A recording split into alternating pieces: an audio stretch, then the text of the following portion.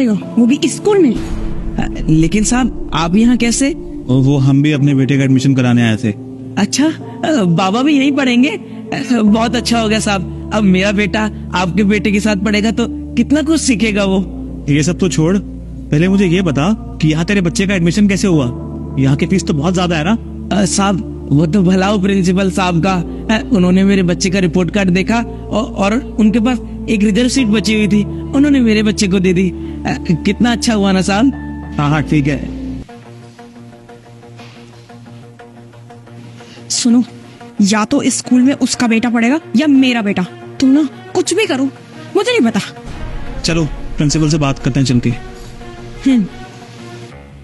Sir, ये आपने school का क्या मजाक बनाया हुआ है?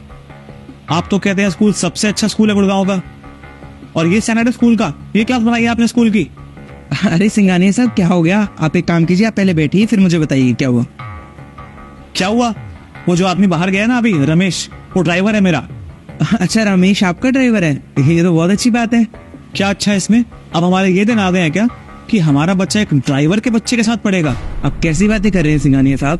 पर सर आप तो ये बात कहा करते थे कि स्कूल में बहुत ऊंचे ऊंचे खानदान के और अच्छे खानदान के बच्चे पढ़ते हैं, लेकिन मैं क्या देख रही हूँ, उस ड्राइवर की औकात है कि उसका बच्चा हमारे बच्चे के साथ पढ़े।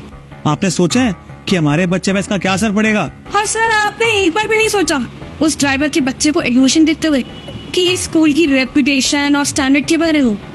सर अब हम डिसाइड कर लीजिए कि आप चाहते हैं आपके स्कूल में हम जैसे लोगों के बच्चे पढ़े या लो स्टैंडर्ड वाले लोगों के बच्चे। आप लोग एक मिनट रुकिए, वो जो बाहर भाई साहब अभी गए उनको बुलाइए। आपने बुलाया सर?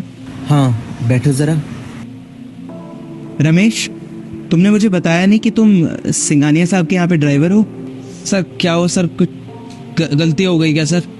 नहीं, गलती कोई नहीं हुई है, लेकिन इन लोगों का मानना है और शायद अब मुझे भी यही लगता है कि कुछ लोग डिजर्व नहीं करते हैं कि उनके बच्चे यहाँ पर पढ़ें, इसलिए मैं इनके बेटे का एडमिशन कैंसिल कर रहा हूँ।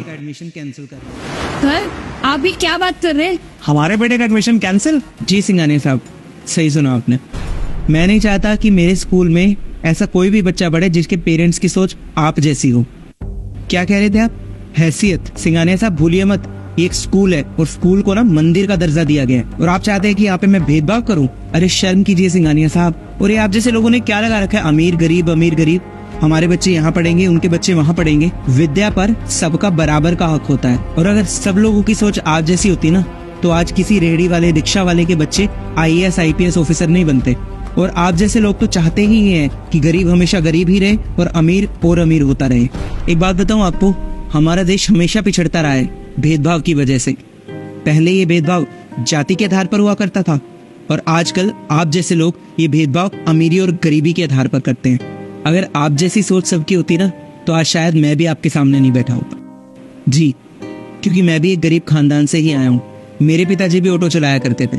वो तो उनकी मेहनत थी कि उन्होंने मुझे अच्छे स्कूल में पढ़ाया लिखाया, और आज मैं इस काबिल बन पाया कि मैं एक स्कूल का प्रिंसिपल हूँ। अगर मेरे स्कूल के प्रिंसिपल भी आपकी तरह सोचते और मुझे एडमिशन नहीं देते तो शायद मैं भी आज ऑटो ही चला रहा होता। अरे नहीं सर, अगर ऐसी कोई बात है तो कोई बात नहीं, मैं अपने बच्चे को सरकारी स्कूल में पढ़ा लूंगा, आप बाबा को एडमिशन दे दीजिए। नहीं रमेश, तुम्हारा बेटा बहुत होनहार है और तुम्हारा बेटा इसी स्कूल में पढ़ेगा। और सिंघानिया साहब, आपको मैं एक बात कहना चाहूंगा, या तो आप अपनी सोच बदलिए या फिर आपको अपने बेटे का स्कूल बदलना पड़ेगा, क्योंकि मेरे स्कूल में सब लोगों के बच्चे एक साथ ही पढ़ेंगे। आप जा सकते हैं।